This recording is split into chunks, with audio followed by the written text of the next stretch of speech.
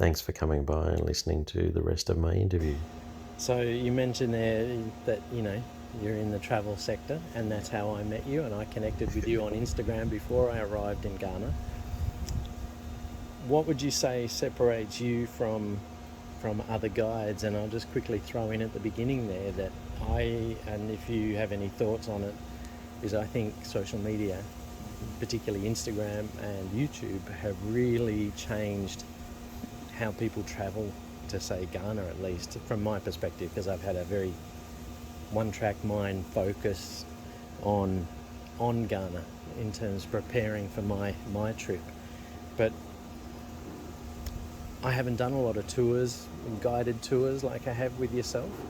But what would you say separates you from other guides? Definitely a part of that for me is your genuine personality, your genuine nature. But what else would, we've had some fantastic discussions about things. Right.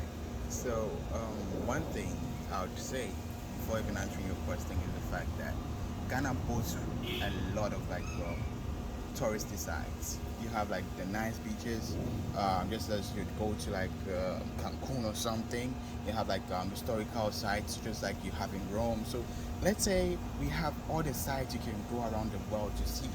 So it's always about creating the ones in a moment experience, like an experience that lives with you forever. And I can show you Ghana, but me actually telling you the stories behind Ghana makes you always have Ghana in your thoughts. And I always say that imagery is the best way to sell something where marketing is involved.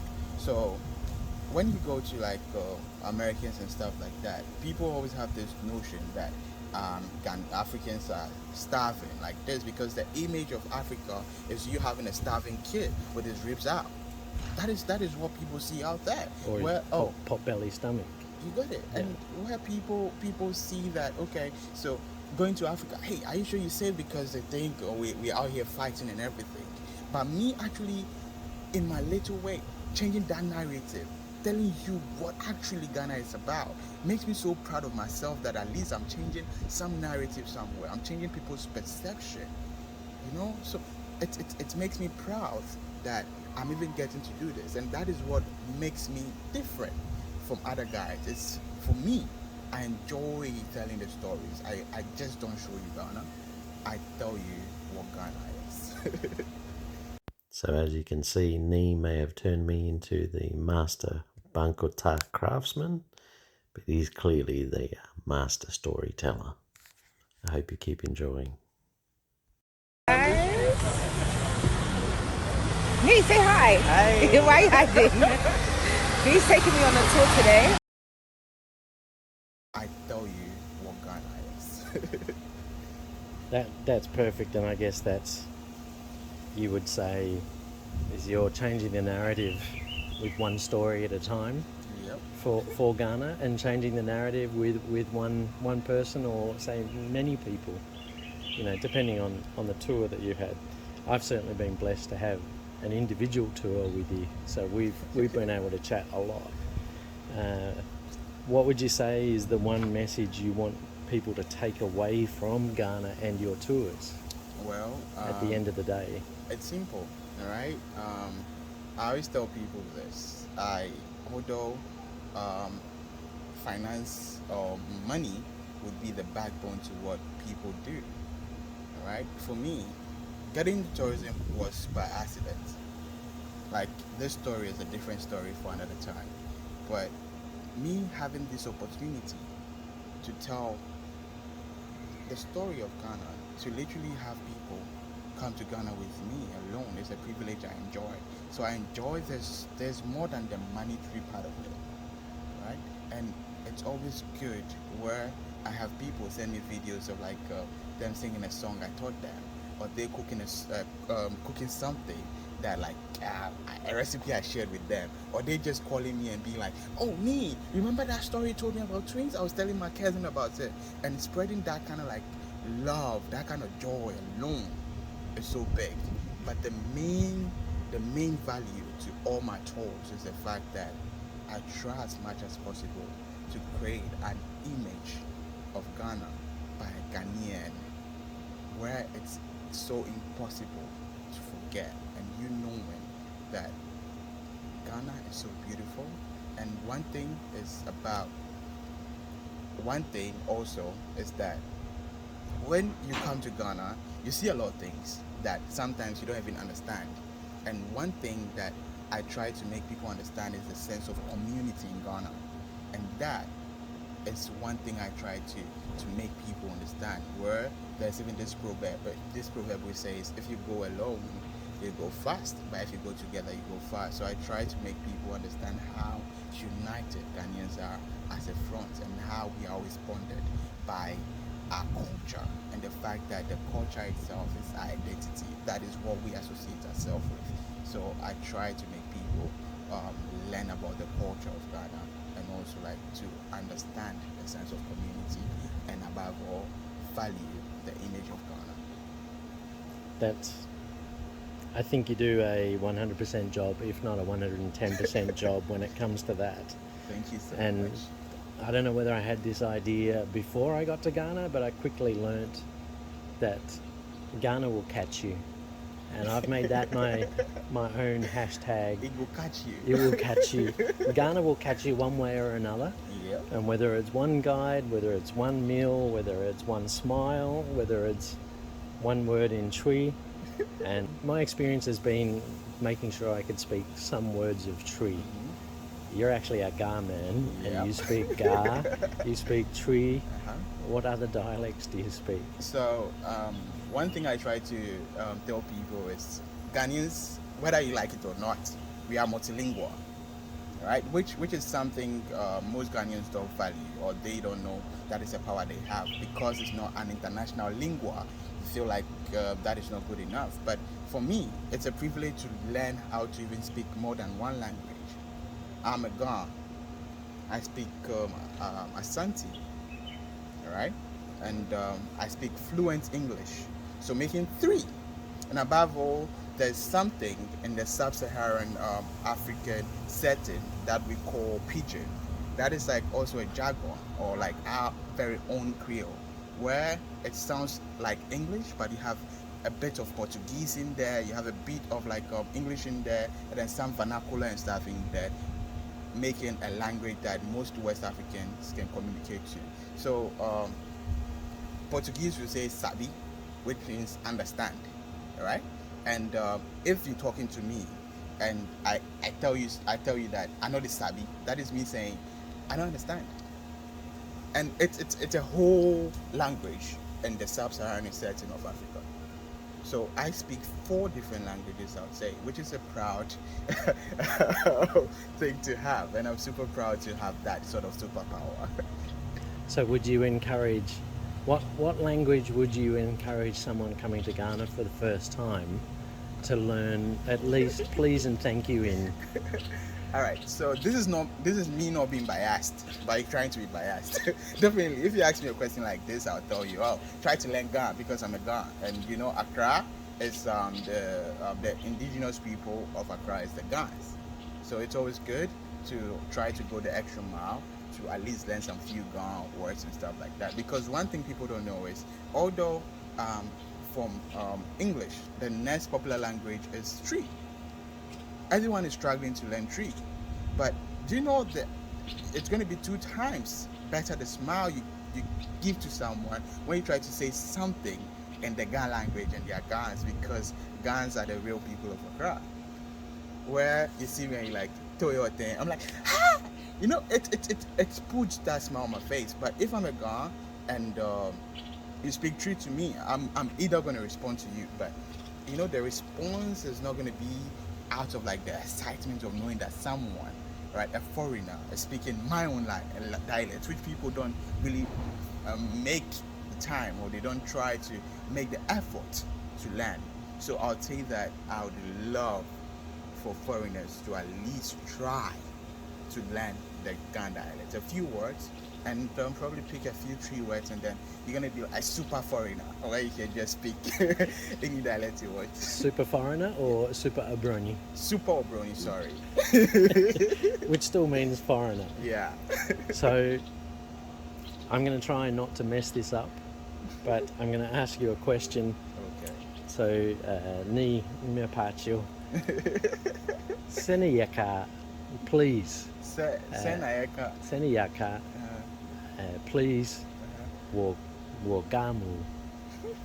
So it's simple. You say ofai ne. Ofai ne. Ofai ne. Ofai ne. So okay, this is gonna be for you to judge. You say please in Tree, me paucho, and in Ga, you say ofai ne. Which one do you think would be more simpler to learn? Probably ga. Yeah, sorry you have to see this, but I couldn't just bottle this excitement. And then to finish off, because I actually learnt some Chui, and there's actually, a few channels on YouTube that, teach Chui, but I didn't come across too many or any that speak or teach Ga.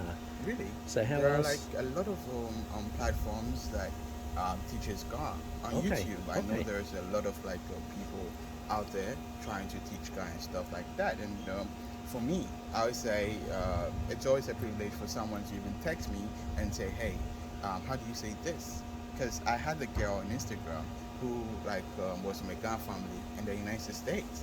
And her name, one thing I tell people is even our names are addresses. So once I hear your name, I can tell you are from this side. So I'm like, hey, you're a Ga, right? And she said, yes. I'm like, oh, can you speak Ga? She's like, no. So we started even trying to I started trying to teach her a few Ga words and stuff like that. And it's always exciting.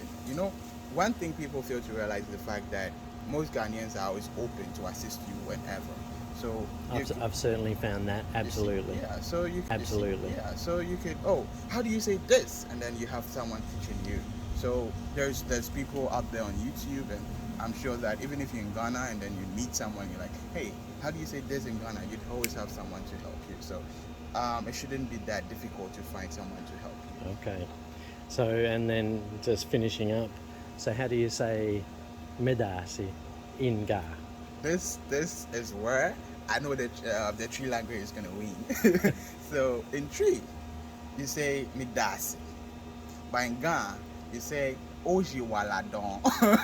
Yeah, I know you're not gonna try to pronounce it. I know, but I will listen to this a few times over and practice that. Oji wala don. Oji waladon. Oji waladon. Yeah, you said it. You said it. Ni forever a good teacher. I tried. I was in, this is just a quick aside that I might edit out later, but I was in the Volta region, and I even learned how to say please and thank you in Airway. You see, and that is one thing I really love about you and some other foreigners who come to Ghana, where they try to go the extra mile to tolerate every culture they come across. And for me, it's always I say I've traveled around. I went to Ivory Coast the last time, which is a francophone country. I can't speak French to save my life, but at least I tried. And with some French I couldn't speak, I started faking, because as the saying go, fake until you make it. Yeah, so even me trying to speak French had people all excited to even assist me. And I'm not saying that because I'm from here and I don't know French, I'm not going to even try to learn. So with every culture you come across, the way you can ever try to make people know that you are here for real. You're not just here because you just want to come here. So you're trying to tolerate their culture. You're trying to involve yourself in what you do, and people appreciate it all the time. So I encourage everyone that visits here to at least try to absorb or adopt or try to infuse themselves in some of the cultures around here. Absolutely, and I can only say that it's the smiles that you get when you show that little bit of effort. That's what rewards you for you trying to remember these words, and the more you use them, the better you get. The bigger the number of words that you start to use, more and more you get more confident. So and I would absolutely encourage anyone to come to learn. Maybe Chui to start with. Cambo just got smiles, but I can boldly tell you that with a few Tree words here and there, you get some discounts. So if you want discounts in Ghana, learn some Tree or Ghana. Alrighty, Nee. All right. Thank you very much You're for your welcome. time. I My know that pleasure. you're about to head off on the road, Yeah, I'm gonna have fun. and wish you a safe journey. That's always a big thing in Ghana, is making Yeah. sure that you wish people a safe journey, that they arrive safely. Yep. And Yeah. okay, since you brought it up, I'm a story guy, so yeah. So one thing we really value is the fact that whenever you're traveling, you have to commit that travel into the hands of the Supreme Being. It could be, if you're a Christian, you say a prayer. If you're a Muslim, you say a prayer. If you're a traditionalist, you can quote libation. So you even have people when they're traveling, or they're going through their long journeys and stuff like that, they go to the priest and then they pour libation just to grant them safe journey, to have the gods protect them. Because we believe that even crossing, moving from your home to a different country, a different region or something, you need to be guided. You need to have the protection of the gods. And also, when coming back, you never travel and come back empty-handed. You always have to take something home as evidence that, okay, you traveled and you thought about home. So you have people traveling and buying bread. I think maybe you saw that. People A buying lot bread. of lot of bread. Yeah, so that is our way of just saying that, okay, when I went, I thought about you, and this is what I brought home. So that is one thing about Ghanaian culture that we value. And never forget to wish your Ghanaian safe then, because it goes a long way to, make them know that you care about them and you have them in your prayers. Absolutely. So, Nante Year, Nanti ye, Yeah. Medasi. Medasi Pa, Medasi. Oye wala don't wa. Mr. Medasi.